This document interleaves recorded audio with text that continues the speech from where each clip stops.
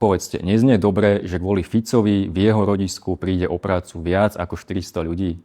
Keby chcel, tak by sa určite dozvedel aj to, že preventívne ohlásenie hromadného prepúšťania malo pôvod mimo Slovenska, na úrovni koncernu, do ktorého fabrika patrí, a za úmyslom znižovať počet zamestnancov bol vývoj objednávok v automobilovom priemysle.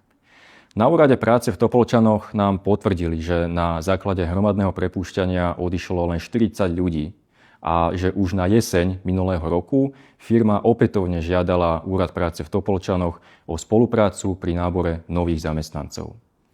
Keďže z nízkeho počtu nezamestnaných nebolo možné firme vyhovieť, tak pracovné miesta získali ďalší cudzinci. Pán Šimečka, keď ste 1. mája minulého roku stáli pred fabrikou v Topolčanoch, zamestnávala 2762 ľudí. 17.3.2026, teda včera, zamestnávala 2789 ľudí.